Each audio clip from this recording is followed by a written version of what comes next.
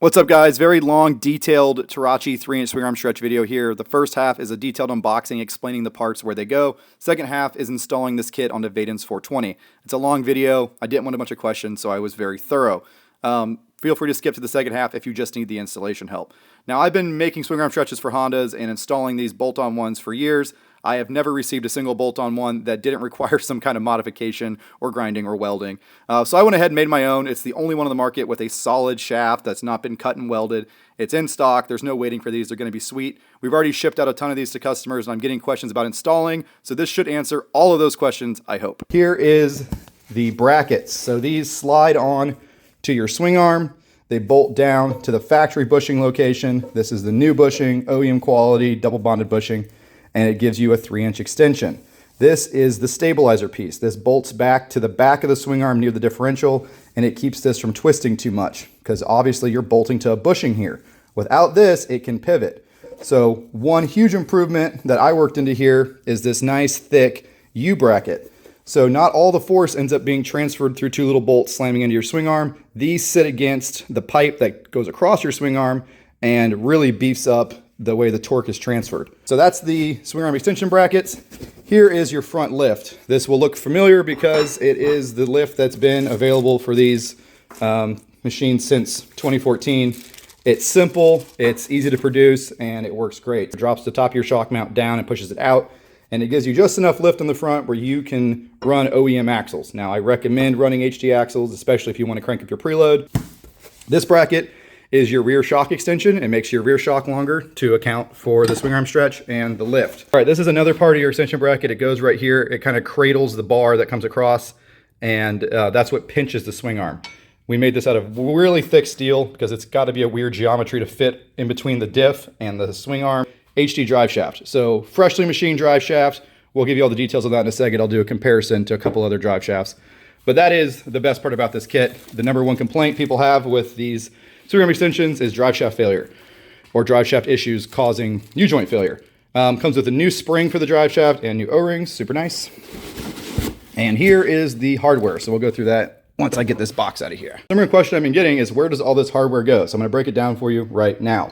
There are 4 M12 bolts. These are the larger bolts. The longer ones go with your extension brackets. They go here and here. Torque spec for these is 100 foot-pounds. Obviously, I recommend using a torque wrench. I know it's kind of hard to get into some places. Some people won't use it, but these need to be very tight. So think in your head, you're going for 100 foot-pounds. That means 100 pounds, 1 foot away from the bolt. You really got to crank on these things.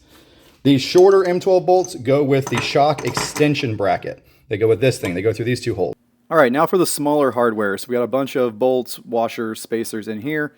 I'm going to break it down for you what goes where. So there are 4 long M10 bolts and nuts. Those go with your swing arm extension brackets in the rear. There are also 4 10 short bolts and nuts. Those go with your front bracket lift. So short ones with the front lift, long ones with the rear brackets. Okay, those go there and help sandwich the swing arm. Long, kind of thin washers also go with these 4 bolts. They are going to sit right here between the bracket and the other bracket, and this gives you something to tighten the bolt against so you're not dimpling your swing arm, and it keeps the bolts from constantly loosening up and causing noise, and you have to retighten them. The torque spec on these smaller M10 bolts and nuts is 25 foot-pounds. It's tricky to get a torque wrench on the front of the ATV, I know. These 3 spacers left. These small spacers go with your front bracket lift. I'll show you on the ATV, but basically they're going to sit right here where your OEM shock used to mount. This big chunky spacer goes back here in the shock bracket in between the bottom of your shock. So when you tighten everything down, you're compressing that spacer. Okay, washers. These 2 big thick washers go here and here on the sides of your factory shock bushing that is pressed into your axle tube. These 4 small washers go with these bolts. They're going to go on either side of your shock once you install the front bracket. Shaft comparison video. I know people are aware of all the issues with the welded shafts. That's why people asked us to make this.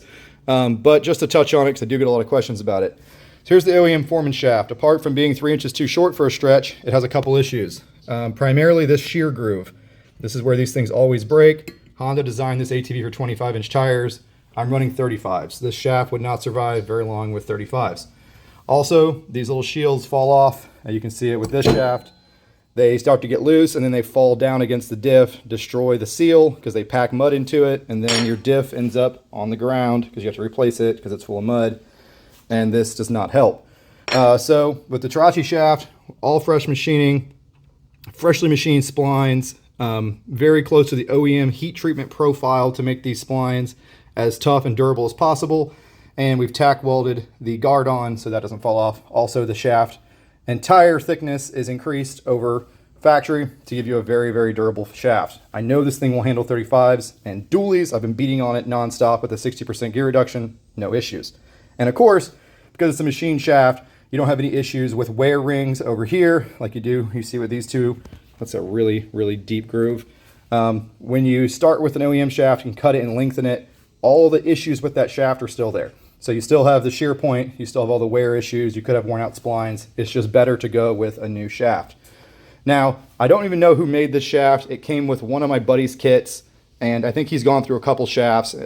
Multiple different people have tried to make them for him. So if this is your shaft, I'm not picking you out. This shaft was actually decent. It was one of the better ones. It's just what I have laying around as an example. So this fell off, which you can see it was running up against the seal, not great. Had a big groove here that was letting mud pass the seal. Even with a new seal, the seal would wear out very quickly. The welds in the shaft, pretty decent, but over here on this end, you can see where the issues start. So what they did was they tried to weld in this groove. In the process, you end up eating into this shelf right here. This shelf right here is what gives the joint its stability. It's supposed to butt up against this, and that's like a positioning shelf for the U-joint.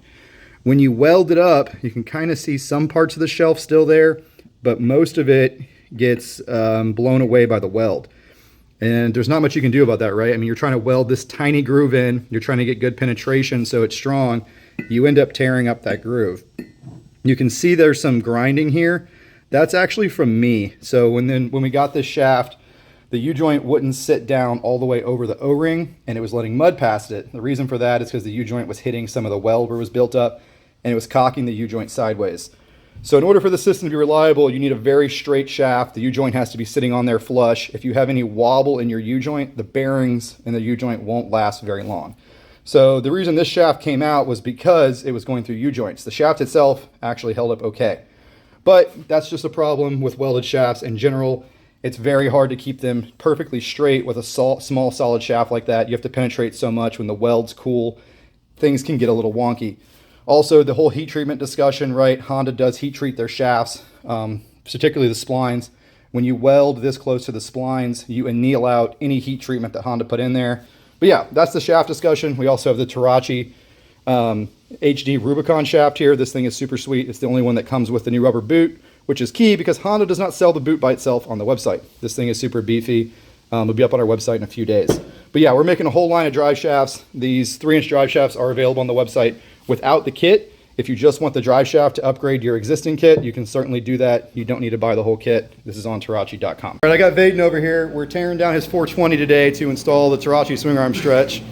Unfortunately, the crush lock's a little bit stuck. But to start off to do the stretch, the best thing to do is to pull the engine cowl, pull the floorboards, and that gives you really good access to see what you're doing and get everything done right. You don't have to pull the floorboards, but it helps. You don't have to take apart the brake assembly. You can slide all that off as a unit. We're just gonna slide it out this way. But everything else needs to come apart. So we're gonna pull off this spacer, pull off this hub, pull off this axle tube, pull the diff. That lets us change the drive shaft. This cotter pin here, make sure you put this cotter pin back here. It's definitely a safety critical type item. Tap, tap, tap. Oh, look how nice and greasy this is. I'm impressed. This thing's in good shape. All right, now we're gonna pull off the 4 14mm bolts that hold the axle tube to the diff. It's in the manual. You grab this, turn it 90 degrees, and it comes right off. This is a little stopper that loads the bearing. Take that off. Remember to put that back on. This little plastic skid plate is great if you're somewhere where there's rocks, but in Florida, I've never cracked a diff. This is just some 12mm. Straight down. See how much water comes out. Oh, it's actually mostly oil. Brake back plate hub on. Pull all these off. The only thing that's going to stop us is this little vent line here. This is a vent for your brakes. Not that these brakes are ever really watertight. and the brake lines. So we're gonna go ahead and pull the brake lines off. Well, these things are pretty seized up.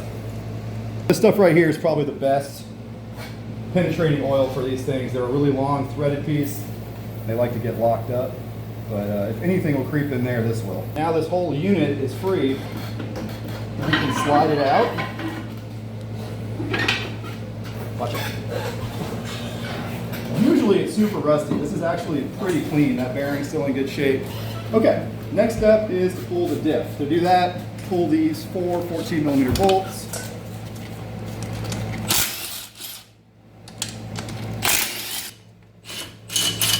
There's a spring inside the drive shaft. So when you just saw the diff kind of sliding back, that's the spring in there pushing the diff. There we go. So there's your back diff. Super tiny, but these things hold up pretty good. Very nice and greasy. Starting a little bit of wear down here. See these rings from the seal, but honestly looks pretty good. And our kit comes with new O-rings. You can reuse this O-ring, of course, if it's in good shape, but we got new O-rings for you. Now we're going to pull the swing arm, so shock mount and the swing arm. These bolts are pretty big. They're all 17mm up here, and the torque spec on those is 100 foot-pounds. So Honda like really cranks those suckers on there. That's only a 12 bolt too. Dude, it's like breaking all this loose. Yeah, no problem. Okay, so I threw the swing arm in the vise just to show you guys this. Vise is not required. The way that these go on, the open part goes towards the bottom of the ATV, which is that way. So one goes here, one goes here. And you see how those just dropped on like that? Super sweet. I've had some of these I get where they're way too tight right here and you're like hammering them on. And I've had some that are way too loose and you get to put them on there in like stacked space. So you see the strength of the swing arm is really this big piece here. This is the biggest part of the swing arm. It's got these big ass welds. So instead of transferring the twisting force to this small pipe here, these allow some of the force to be transferred to these nice big welds. Now, of course, it's a weld, right? So everyone's a little different. So I couldn't make this super tight because I wanted to make it easy to install, but you're gonna have some flex here. You're bolting to a rubber bushing there that has a little bit of give and has a lot of twist. So this right here makes it so when you install it, everything ends up straight. We got our nice little custom spacers that slide on.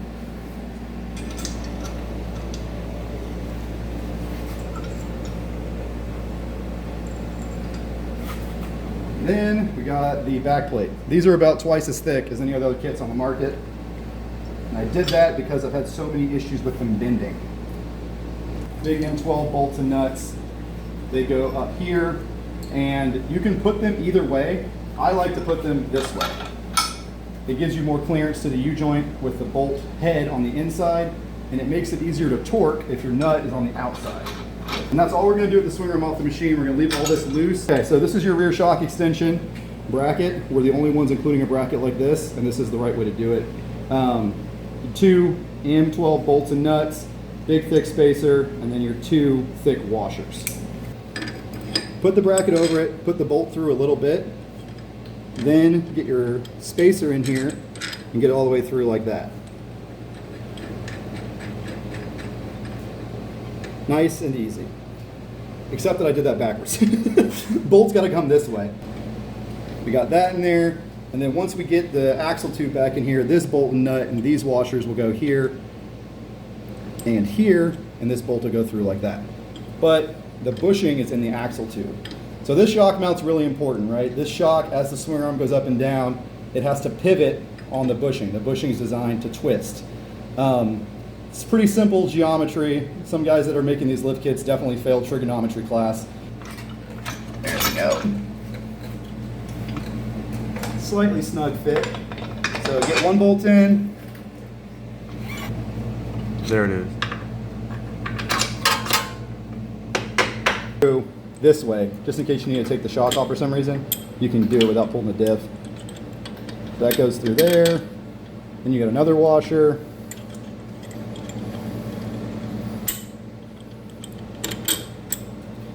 Like so. And again, we're going to leave everything loose until we get everything fully assembled, and we're going to go through and tighten everything down at once. Now, to keep this spring from falling out, I usually just put a dab of grease on the end of it, just so as we're doing this, it'll stay in place. Once the differential goes in there, it compresses the spring. Slide this through the swing arm hole into your U-joint. Boom, good to go. Once you put the differential in there, it's going to compress the spring, and that keeps constant pressure on all the splines, and that keeps everything lined up. That's why that little shelf inside the drive shaft is important, because the spring is constantly pushing the drive shaft forward. Where's your O-ring? I don't know. There's supposed to be an O-ring right here. I think it's been missing since day one because it would have fallen out. It's a big O-ring. Well, let's pause the video and find Vaden an O-ring, I'm sure. All right, so we found Vaden an O-ring, but it's not quite the perfect O-ring, so we're just for extra credit, we're gonna put a bead of ultra gray all the way around this axle tube, just to make sure that this isn't a leak point. There's plenty of other places on the axle that'll leak. We don't want this one to leak. So it never hurts to add some ultra gray to a mating surface like this. You gotta come in at just the right angle, and at the same time you gotta line up the drive shaft. So you can kind of grab it and turn it. Boom. And then you gotta push it forward, compress that spring, and get it on this little shelf right here. And usually, yeah, it'll hold itself there once you get it all lined up. Because that spring's trying to push it back, but the little shelf in here is holding it forward. Kind of tighten these down in a crisscross pattern. Good to go. Because as the swing arm goes up and down, the drive shaft actually comes in and out a little bit. This is kind of like a slip yoke on a truck. So that's all good. Okay, now we got to put the axle tube back through here. Otherwise you would add some grease.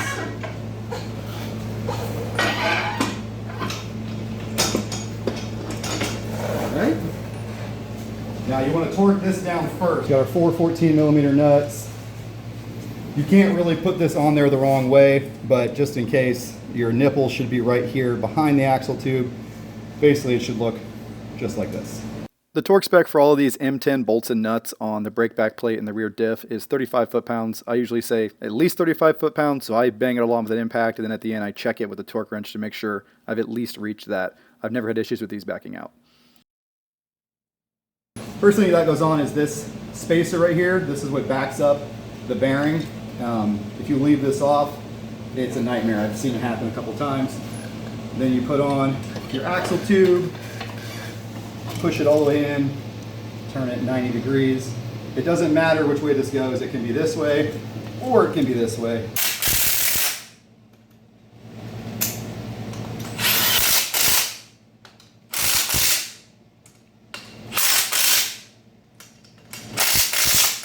Yeah, I mean, dude, the splines in this thing are super greasy and stuff. Love to see it, love to see it. Torque spec on this thing is also pretty high. I think it's like 100 solder pin on there. Trim off the excess.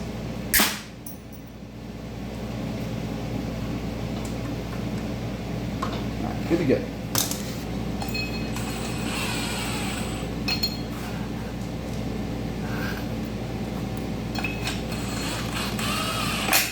Torque spec on these lug nuts from Honda, it's like 60 foot-pounds or something, which is kind of crazy for an M10 bolt, but I just do it like this.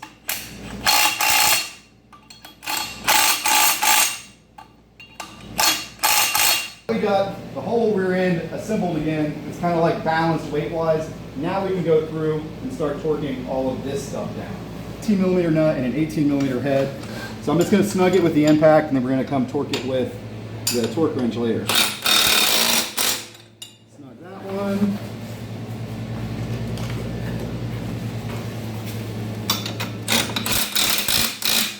Snug that one. The torque wrench, because the torque on these big bolts is pretty critical.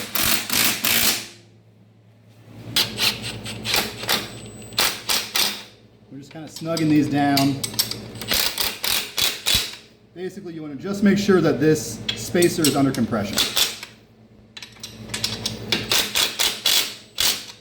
Don't go crazy with it, because we're going to check the torque in a minute.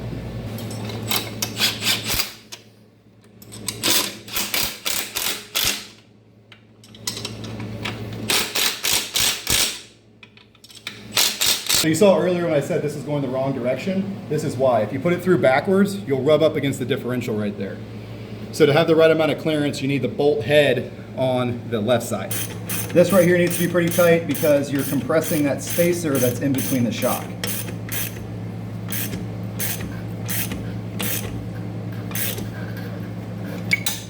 There you go.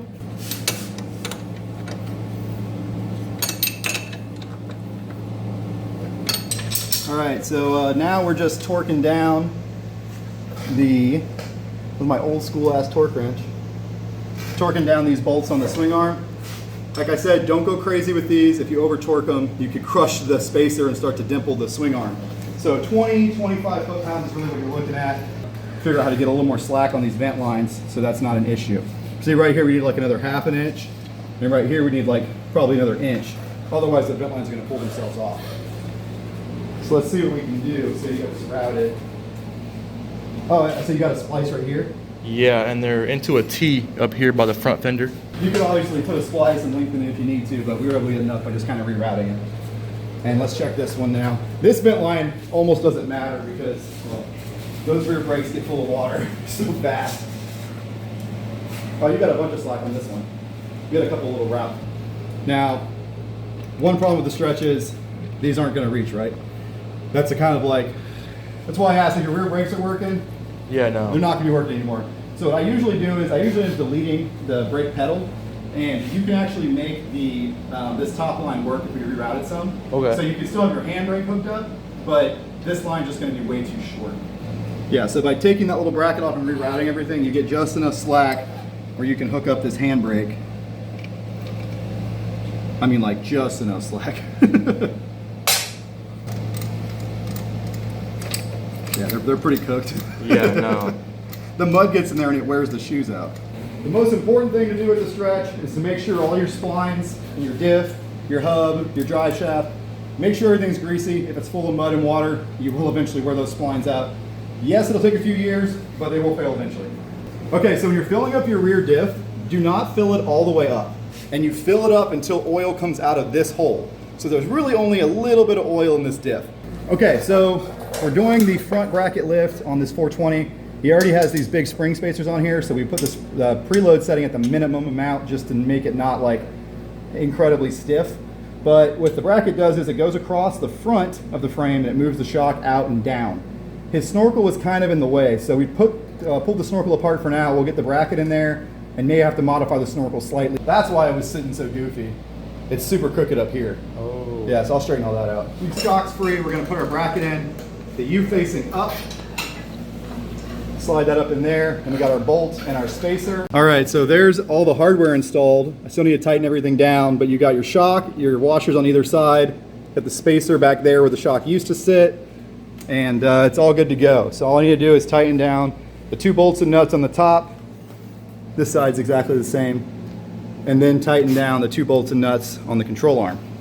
And this sucker's ready to go. It's gonna be sitting tall. It's gonna make these outlaws look tiny. So we're wrapping up the stretch on Vaden's 420. It is sitting way taller. And we just realized that on the way in here, this pipe was scraping the garage door. We actually had to take the elbow off. Well, we just lifted the front another 2 inches. So now it's really gonna be tight. We'll have to put both of them sitting on the side of the rack to compress the front suspension. This thing's looking mean though. We got Vessel headlights, we got Vessel radiator relocate. This is the Gen 2. This is my favorite one, so there's no cutting involved. So you use all the brackets, they bolt up like factory. Gives you plenty of space to not to trim. Looking freaking mean. So you can see the stretch difference, right? This is where the tire was rubbing before. Now he's got all this space. So he's gonna go to some 33 Aztecs. It's gonna be badass. These spacers are key. You gotta, if you have a stretch without these spacers, go find you some spacers, cut them to length. This makes such a big difference and the bolt's not constantly loosening up. So the way he has his center snorkel routed, it is very close to the shock, but it's not quite touching. The shock's gonna pivot a little bit. You can see everything real good on this side. That's what you wanna see. The bracket's not getting bent, everything's nice and aligned. A lot of times people leave out these 2 washers and that's not good. So you definitely want those 2 washers and you want everything nice and tight so you can install it and forget about it. It doesn't start making noise a few rides later. Thanks for watching, guys. I know this was a long one. Vaden's gonna be making a short version of this video, so check out his channel for that, FLVaden. And I'll be making another follow-on video of this talking about kind of the math behind the swing arm stretch and why it makes such a big difference if you're running tall tires on a Honda. It is the single biggest thing you can do from performance to keep the front end down and keep the front end pulling.